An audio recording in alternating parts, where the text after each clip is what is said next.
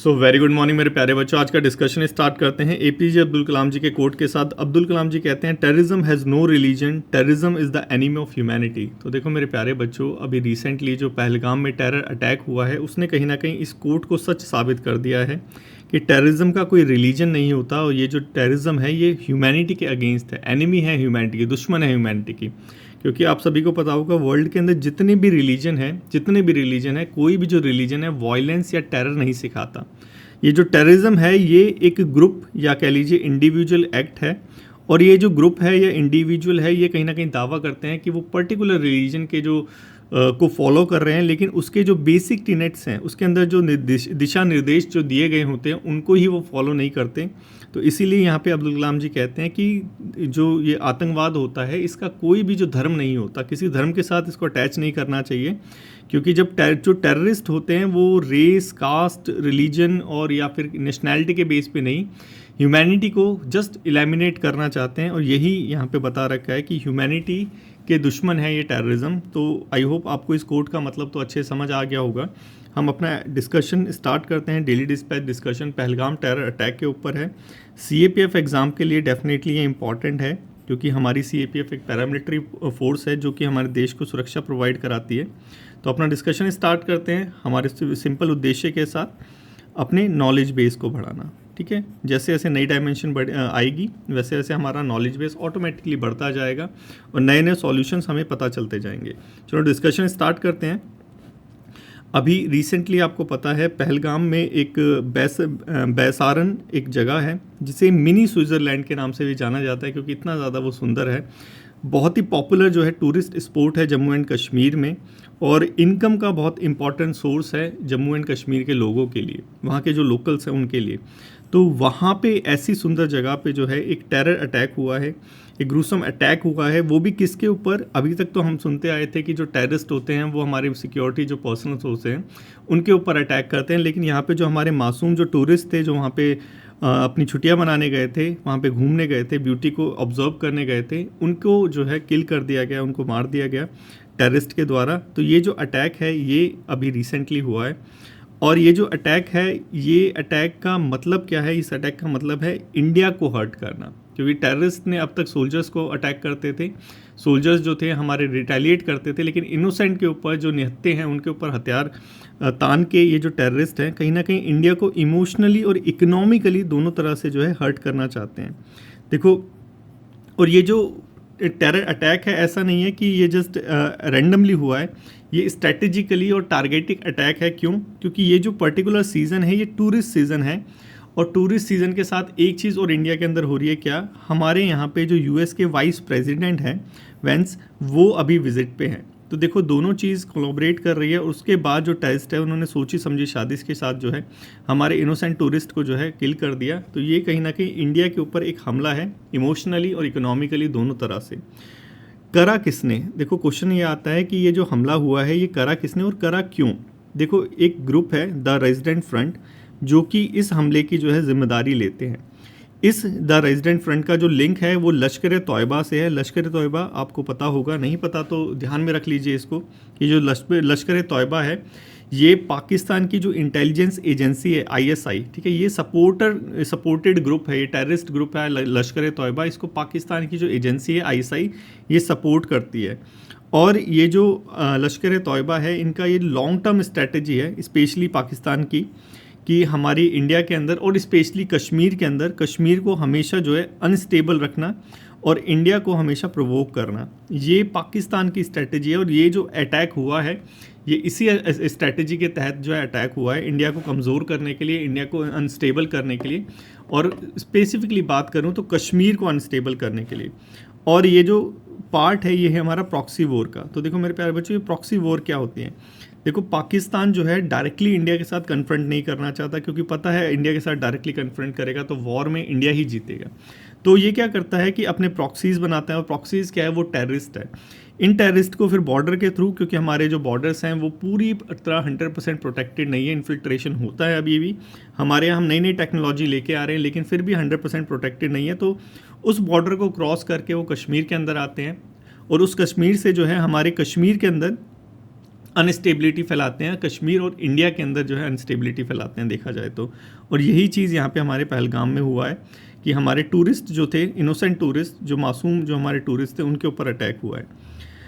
अब प्रॉब्लम यहाँ पे आती है इंडिया साइड में भी, क्योंकि इंडिया देखो हमें पता है कि दिन पर दिन एडवांस हो रहा है, नई नई टेक्नोलॉजी आ रही है। हमने ऑलरेडी देखा था कि जो माइनिंग होती है उसके लिए भी हमारे पास नई टेक्नोलॉजी आ रही है। इसरोज वगैरह भी जो है नई नई टेक्नोलॉजी, ड्रोन्स वगैरह लेके आ रहा है।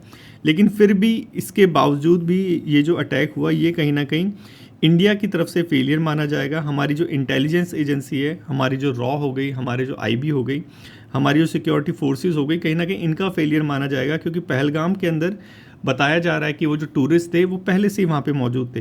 तो कैसे वो मौजूद हुए, ये सारी चीज़ें एडिटोरियल के अंदर भी क्वेश्चंस किया गया है।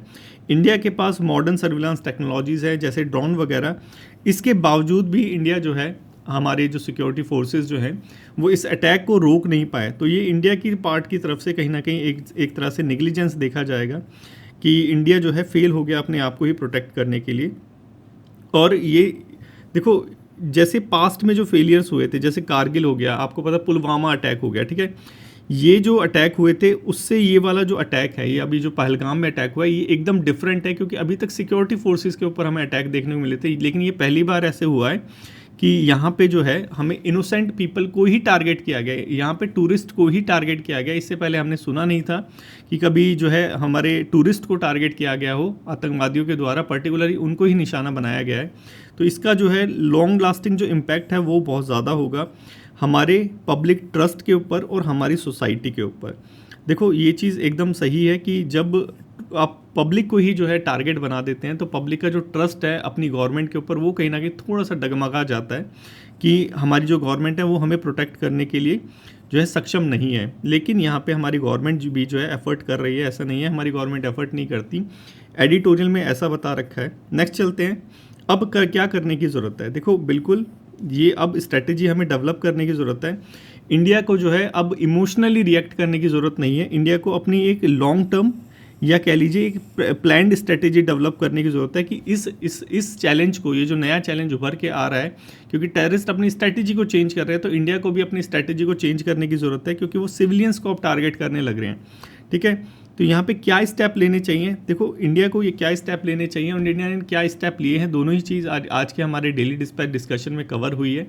यहाँ पे बता रखा है इस एडिटोरियल के अंदर कि क्या स्टेप लेने चाहिए। देखो, सबसे पहले तो पाकिस्तान को डिप्लोमेटिकली इंटरनेशनल कम्युनिटी में उसको आइसोलेट करने की ज़रूरत है। क्यों? क्योंकि जो पाकिस्तान है ये ही जो है टेरर को सपोर्ट करता है और इसका खामियाजा ये खुद भी भुगत रहा है। क्योंकि आज के न्यूज़पेपर में आपने देखा होगा, पाकिस्तान के अंदर भी जो था वो अटैक हो गया था, पोलियो वैक्सीन पिलाने वाले डॉक्टर्स के ऊपर अटैक हुआ था। तो देखो, जिस जानवर को पाकिस्तान ने जो है ब्रीड करा था, वो जानवर उसी को काट रहा है। टेररिज्म की मैं बात कर रहा हूँ यहाँ पे। तो सबसे पहले तो डिप्लोमेटिकली पाकिस्तान को आइसोलेट करने की ज़रूरत है। पाकिस्तान के साथ हमारे जितने भी ट्रेड रिलेशंस है, जितने भी वाटर शेयरिंग रिलेशंस है, सबको जो है रिकंसिडर करने की ज़रूरत है, यहाँ पे बता रखा है। और इंडिया जो है हमारा जो इंडस वाटर ट्रीटी है उसको सस्पेंड भी कर दिया है। आज के ही न्यूज़पेपर में हमारे जो गवर्नमेंट है उनके एक्शंस के में आया था। नेक्स्ट इसका वही है। इसके बाद हमें अपनी जो इंटेलिजेंस है और जो हमारे जो सिक्योरिटी फोर्सेस है, इनको कहीं ना कहीं जो है स्ट्रेंथन करने की ज़रूरत है, मजबूत करने की ज़रूरत है। तो टेक्नोलॉजिकली हमारी फोर्सेस को मॉडर्नाइजेशन की ज़रूरत है। अभी देखा जाए तो मॉडर्नाइजेशन की ज़रूरत है सिक्योरिटी फोर्सेस में, ये यहाँ पे बता रखा है। नेक्स्ट देखो, यहाँ पे जो है पाकिस्तान को अब बताने की ज़रूरत है कि ये जो टेररिज्म है इसको सपोर्ट करने की जो कीमत है वो क्या चुकानी पड़ेगी, इसका अब टाइम आ चुका है। क्योंकि पास्ट जो एक्शन हुए, जैसे उरी हो गया, जैसे पुलवामा अटैक हो गया, ठीक है, अब जो है इंडिया को जो है कंसिस्टेंट ऐसी अप्रोच लेके आनी पड़ेगी कि ये जो सारी चीज़ हो रही है इसको रोका जा सके। एक बार ही रिएक्ट करने की ज़रूरत है, यही यहाँ पे बता रखा है। और एक चीज़ और यहाँ पे जो इम्पोर्टेंट बता रखी है क्या, कि जो हमारा पर्सपेक्टिव बन जाता है कि कश्मीरीज जो हैं वो सपोर्ट करते हैं टेररिज्म को। तो यहाँ पे एडिटोरियल में स्पेशली उन्हीं को टारगेट कर रखा है कि कश्मीरी को ब्लेम करने की ज़रूरत नहीं है। क्यों ज़रूरत नहीं है? क्योंकि उनका जो रोजी रोटी होती है वो टूरिज़्म से चलती है, आपको पता होगा मैक्सिमम। अब जो कश्मीरी हैं उनके टूरिज़्म पे ही अब अटैक हो गया है, उनकी रोजी रोटी या बोल लीजिए उनके पेट पे ही अब अटैक हो गया। टेररिस्ट जो हैं हमारे, वो अटैक कर रहे हैं। तो यहाँ पे ये जो कश्मीरी हैं ये बिल्कुल सपोर्ट नहीं करेंगे। तो सबसे पहले यही बता रखा है कि कश्मीरी को ब्लेम करने की ज़रूरत नहीं है यहाँ पे, क्योंकि कश्मीरी जो है वही सबसे पहले विक्टिम है किसके, टेररिज्म के, क्योंकि अब टेररिस्ट पे अटैक हुआ है। ठीक है, हमारा जो यूथ है कश्मीर में, उसको जॉब चाहिए, उसको एजुकेशन चाहिए, उसको पीस चाहिए, उसको वायलेंस नहीं चाहिए। तो ये ब्लेम वाला जो गेम है कि कश्मीरी को जो है वो इसके पीछे हैं, कश्मीरी जो है सपोर्ट करते हैं, तो उसको स्टॉप करके हमें जो है लॉन्ग टर्म स्ट्रेटजी डेवलप करनी चाहिए, ये यहाँ पे बता रखा है। तो ये जो कहना है कि भाई कश्मीरी जो है टेररिस्ट को सपोर्ट करते हैं, ये गलत है। यहाँ पे जो लोग हैं वो अब पीस चाहते हैं, तो किस पे फोकस करना चाहिए हमें। देखो इंडिया को हमने देख लिया कि इंडिया को क्या करना चाहिए इंटरनेशनली, नेशनली क्या करना चाहिए। कश्मीर ओरिएंटेड के एक्शन होने चाहिए, कश्मीर में इकोनॉमिक डेवलपमेंट लेके आने की ज़रूरत है। देखो आपको पता होगा इससे पहले भी ऐसे हुआ था, जब हमारा जो एक आर्टिकल था हमारा कश्मीर वाला, तो जब वो हटा था तो उसके बाद जो है हमारा माइग्रेशन चालू हो गया था कश्मीर में। उस टाइम पे भी हमने देखा था कंस्ट्रक्शन वर्कर्स वगैरह पे जो है अटैक हुए थे। तो अब जो है इसको जो है इस साइकिल को जो है दोबारा से चलाने की ज़रूरत है, वहाँ पे इकोनॉमिक डेवलपमेंट लेके आने की ज़रूरत है, वहाँ पे जॉब्स वगैरह लेके आने की ज़रूरत है। जब ये सारी चीज़ें होंगी तो ऑटोमेटिकली जो कश्मीरीज़ हैं वो इसको अपोज करने लगेंगे। ऑल्थो कश्मीरी जो है सपोर्ट नहीं करते, एडिटोरियल में ऐसा बता रखा है, लेकिन अब उसको और ज़्यादा वेहेमेंटली जो है हमें करने की ज़रूरत है। ये यहाँ पे बता रखा है, एजुकेशन हो गया, एम्प्लॉयमेंट हो गया, ये सारी चीज़ें, प्लस जो सोशल और पॉलिटिकल इंक्लूजन है वो करने की ज़रूरत है। मतलब कश्मीर पे हमें स्पेसिफिकली फोकस करने की ज़रूरत है हर एक एरिया के अंदर। प्लस हमें जो है इंटरनेशनली बॉयकॉट करने की ज़रूरत है पाकिस्तान को लॉन्ग टर्म स्ट्रेटजी के तहत जो है बताने की ज़रूरत है कि अगर टेररिज्म को सपोर्ट करोगे तो इसका कॉन्सिक्वेंसेस क्या होगा। यही सारी चीज़ें यहाँ पे एडिटोरियल में बता रखी है। आई होप आपको समझ आ गया होगा, और अगर टेररिज्म से रिलेटेड कुछ आ जाता है तो आई होप आप लिख पाओगे। तो ये जो हमने ये गलती से जो है शायद इसको करना मैं भूल गया, कोई नहीं, इसके लिए मैं एक टॉपिक आपको और दे दूंगा, दोबारा से इसको अपलोड कर दूंगा। यहाँ पे आप टॉपिक लिख सकते हैं कि India's strategy to tackle the state sponsored terrorism. ठीक है, ये आज का टॉपिक है हमारा, India strategy to tackle the state sponsored terrorism.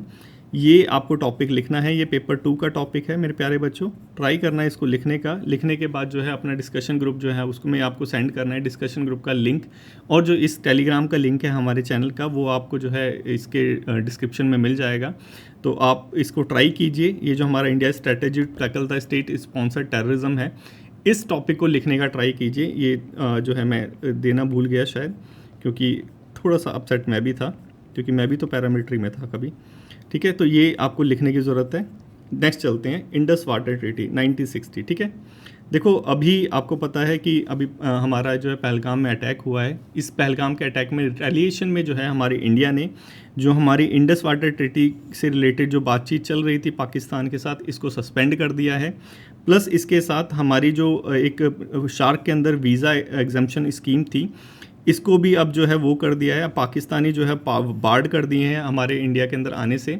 जो पाकिस्तानी इंडिया में हैं ऑलरेडी, उनको 24 घंटे का, 48 घंटे या 24 घंटे का कुछ टाइम दिया गया है कि अपना वापस चले जाओ। ये 48 घंटे का दिया गया है। ये जो है हमारा शार्क वीज़ा ये कैंसिल कर दिया गया है। प्लस हमारे जो हाई कमिश्नर्स हैं इस्लामाबाद में जो रह रहे थे, क्योंकि हमारा डिप्लोमेटिकली जो था पाकिस्तान के साथ थोड़ा सा जो है स्मूथ चलने लगा था, लेकिन फिर दोबारा से आतंकवादियों ने जो है हरकत कर दी, तो हमने अपने हाई कमीशन को भी वापस बुला लिया है। तो ये जो हमारे एक्शंस है इसको भी थोड़ा सा आपको जो है नोट करने की ज़रूरत है कि टेररिस्ट अटैक के ऊपर इंडिया ने क्या एक्शन लिए। देखो हमने एक तो इंडस वाटर ट्रीटी को जो है सस्पेंड कर दिया, प्लस जो हमारे वीज़ा एग्जम्पशन स्कीम है इसको कैंसिल कर दिया, प्लस हमारे जो हाई कमीशन जो हमारा इस्लामाबाद में इसको विड्रॉ कर दिया। तो कहीं ना कहीं ये स्ट्रेटजी जो एडिटोरियल के अंदर बता रखी थी कि पाकिस्तान को आइसोलेट करने की ज़रूरत है, तो हम पाकिस्तान को आइसोलेट कर ही रहे हैं, ये यहाँ पे दिख भी रहा है। ठीक है, तो अब हम पेपर 1 के लिए अपना इंडस वाटर ट्रीटी जो है इसको थोड़ा सा पढ़ लेते हैं। देखो इंडस वाटर ट्रीटी जो है हमारी 1916 के अंदर साइन हुई थी पाकिस्तान और इंडिया की।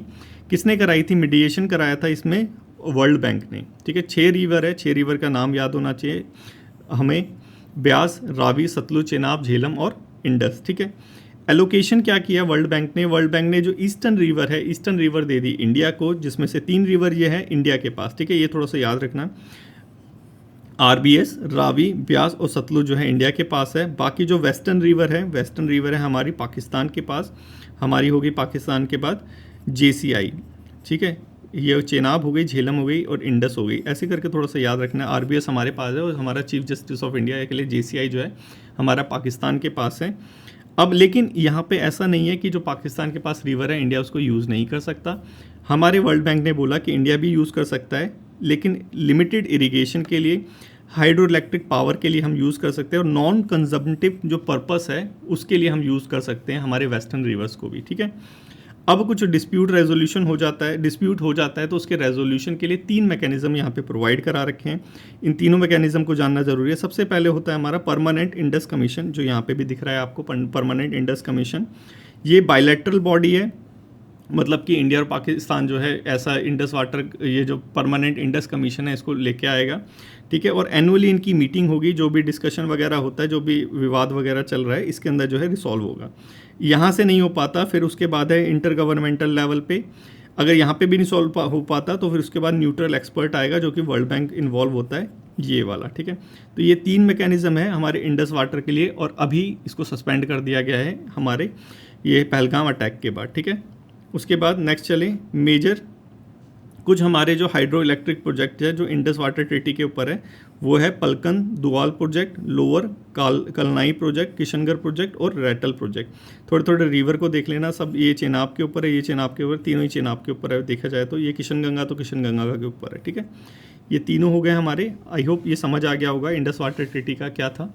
इसके ऊपर क्वेश्चन है मेरे प्यारे बच्चों, क्वेश्चन को अटैम्प्ट करो, ठीक है। नेक्स्ट चलें, इंडिया सऊदी। देखो ये जो है इंडिया सऊदी जो है, कहीं अगर आ जाता है इंडिया सऊदी रिलेशन के बारे में तो वहाँ पे ये इंपॉर्टेंट हो जाता है, या फिर अगर आ जाता है आप किसी उस पे लिख रहे हैं, फॉसिल फ्यूल पे लिख रहे हैं, या फिर इंडिया की स्ट्रेटेजिक जो डिपेंडेंस है फॉसिल फ्यूल के ऊपर, स्पेशली मिडल ईस्ट के ऊपर, अगर उस पर लिख रहे हैं तो वहाँ पे ये पॉइंट काम आ जाता है कि इंडिया जो सऊदी के साथ जो है कॉन्टैक्ट कर रहा है, अपनी इस डिपेंडेंसी को जो है रिड्यूस करने के लिए, या फिर जो है अपने जो हॉरिजॉन है उसको एक्सपांड करने के लिए, ठीक है। तो ऐसी जगह जो है ये सारी चीज़ें हम यूज़ कर सकते हैं, तो थोड़ा सा याद रखा करो।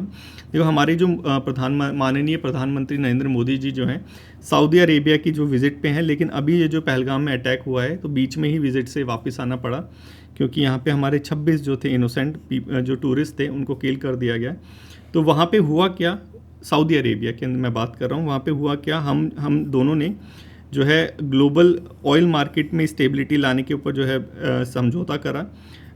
एनर्जी मार्केट जो है हमारी ग्लोबल एनर्जी मार्केट, उसको बैलेंस किया जाए, उस पर हुआ कॉपरेशन, हुआ क्रूड ऑयल डाइवर्ट, मतलब टोटल मिला के जो है सऊदी के साथ जो बातचीत हुई वो सारा ऑयल ओरिएंटेड थी, एनर्जी ओरिएंटेड थी, क्योंकि सऊदी जो है मेजर हमारा जो है इंपोर्टर है, हम इंपोर्टर हैं, वो एक्सपोर्टर है ऑयल का, ठीक है, वहाँ से ऑयल लेके आते हैं। तो इसके साथ जो है बातचीत करना तो इम्पॉर्टेंट था ही, प्लस क्लाइमेट चेंज के भी हुआ कि हमारी जो कमिटमेंट्स थी, पेरिस एग्रीमेंट हो गया, चाहे UNFCCC प्रिंसिपल्स हो गए, एमिशन रिडक्शन करने का हो गया, उसको रीफॉर्म करा वहाँ पे, तो ये भी आप जो है कभी लिख सकते हैं आ जाए तो।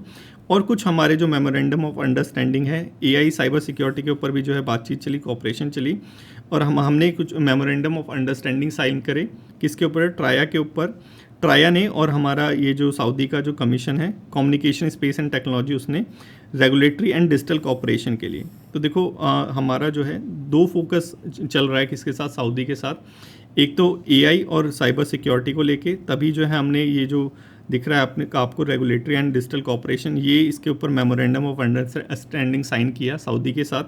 प्लस हमारा जो ग्लोबल मार्केट है इसको लेके सऊदी के साथ हमारे जो कॉपरेशन है वो बढ़ रहे हैं। तो दोनों ही क्षेत्र के अंदर अगर आ जाता है, दोनों ही एरिया के अंदर जो है अगर ऐसे आ जाता है, या फिर आपके आर्ग्यूमेंट राइटिंग आ जाती है, तो आप यहाँ से जो है पॉइंट लेके लिख सकते हैं, ठीक है। नेक्स्ट चलें, ये हमारा क्वेश्चन है, इसको अटैम्प्ट करने की कोशिश करना मेरे प्यारे बच्चों।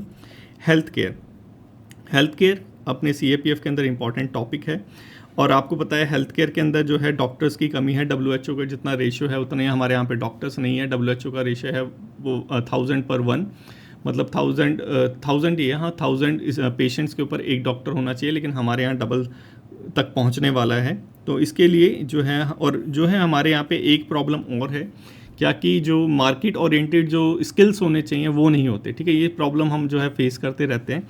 इसके लिए हमारी गवर्नमेंट क्या एक्शन ले रही है वो है ये, ठीक है। हमारी गवर्नमेंट लेके आई है न्यू कॉम्पिटेंसी बेस्ड करिकुला मतलब वो सिलेबस जो होता है for allied health care professionals, ठीक है। तो हेल्थ केयर प्रोफेशनल के लिए जो है करिकुलम जो है वो अपडेट करा है, और ये किसने करा है? हमारी हेल्थ मिनिस्ट्री ने। किसके साथ मिलके? हमारी national commission for allied health care professional के साथ मिलके।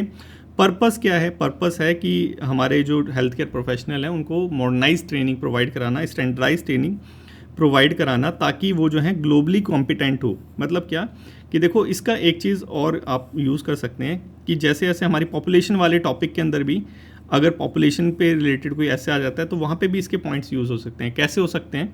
देखो, हमारी जो पॉपुलेशन है पता है वर्ल्ड लार्जेस्ट है, ठीक है, और इंडिया जो है वहाँ पे इतनी ज़्यादा पॉपुलेशन है और हमारे यहाँ पे डॉक्टर्स भी हैं, ठीक है। तो अब इंडिया क्या कर सकता है कि यहाँ से माइग्रेशन प्रोवाइड करा सकता है, ठीक है। लेकिन माइग्रेशन होगा स्किल्ड लेबर्स का, स्किल्ड लेबर प्रोवाइड कैसे कराएगा? Through this curriculum. तभी तो यहाँ पे लिखा है ग्लोबली कम्पिटेंट होंगे। अब ग्लोबली कम्पिटेंट हो गए तो हमारे डॉक्टर्स जो है इंडिया में पढ़ेंगे और बाहर जाके जो है डॉक्टरी की जो है प्रोफेशन करेंगे, फिर रिमिटेंस लेके आएंगे, बाहर से पैसा लेके आएंगे, ठीक है। और इसीलिए जो है इंडिया जो है हाईएस्ट रिमिटेंस रिसीवर भी है। तो ये काफ़ी जगह जो है ये टॉपिक यूज़ हो सकता है, ये जो वाला हेल्थ केयर का, इसीलिए मैं यहाँ पे लेके आता हूँ वैसे टॉपिक जिनको हम मल्टी जगह यूज़ कर सकते हैं, ठीक है। समझ आ गया होगा, करिकुला आया था और पेपर 1 के लिए तो इम्पॉर्टेंट है ही। तो ये जो प्रोफेशनल है ये हमारे 10 टोटल प्रोफेशनल के लिए करिकुलम लेके आए हैं, थोड़ा सा देख लेना। एक हो गया हमारा फिजियोथेरेपी हो गया, हमारा साइकोलॉजी और बिहेवियरल हेल्थ हो गया, ऑप्टोमेट्री हो गया, न्यूट्रिशन डाइटिशियन हो गया, डायलिसिस थेरेपी हो गया, रेडियोथेरेपी हो गया, रेडियोलॉजी हो गया, इमेजिनिंग टेक्नोलॉजी हो गया, एनेस्थीसिया हो गया, ऑपरेशन थिएटर वाला हो गया, इंफॉर्मेशन मैनेजमेंट और फिजिशियन एसोसिएट। मतलब कि काफ़ी ज़्यादा फील्ड है जिसके अंदर हम लेके आए हैं। थोड़ा सा एक बार देख लेना की बेनिफिट क्या होगा। देखो, जब करिकुलम सबके लिए एक जैसा होगा तो यूनिफॉर्मिटी आएगी, एजुकेशनल आउटकम जो है वो इंडस्ट्रियल ओरिएंटेड मिलेगा। वही जो प्रॉब्लम है हमारे यहाँ पे स्किल्ड जो हेल्थ केयर प्रोफेशनल है उनकी सप्लाई होने लग जाएगी। क्वेश्चन नंबर 3 ट्राई करो मेरे प्यारे बच्चों इसको अटैम्प्ट करने का। 3 है ना? हाँ बिल्कुल 3 है। कल के MCQs थोड़ा सा देख लेते हैं। देखो, हमने देखा था recently which of the following award was Rafael Nadal tennis वाला honoured with at the Laureus World Sport Award in Madrid. देखो, राफेल नडाल को कौन सा स्पोर्ट मिला था? Lifetime achievement award, sporting icon, best medal athlete award या global champion award. शायद उनको स्पोर्ट आइकन अवार्ड मिला था जहाँ तक मुझे याद आ रहा है, लेकिन एक बार इसको देख लेंगे क्योंकि हमने जो है इसको रिवाइज़ नहीं करा था। चलो कोई नहीं, पहला वाला एक बार देख लेंगे, ठीक है। पहले वाला ये रहा, 23 था कल, बिल्कुल 23 था। राफेल नडाल ये रहा, राफेल नडाल को मिला था स्पोर्ट आइकन अवार्ड। बिल्कुल सही है, हमारा स्पोर्ट आइकन अवार्ड ही मिला था। देखो, स्पोर्ट आइकन अवार्ड। देखो, अगर आपको याद नहीं, मेरे को बिल्कुल भी ये याद नहीं था, 100% मेरे को बिल्कुल भी याद नहीं था, लेकिन ऑप्शन देखने के बाद मुझे जस्ट याद आया कि यार स्पोर्ट्स आइकन अवार्ड कुछ मिला था और वही हमारा सही हो गया। तो देखो, कभी कभी ऐसे होता है क्योंकि 100% जो इन्फॉर्मेशन है वो हमारे माइंड में नहीं रह पाती है, हम रिकॉल नहीं कर पाते 100% इन्फॉर्मेशन, ठीक है। ये हमेशा याद रखना।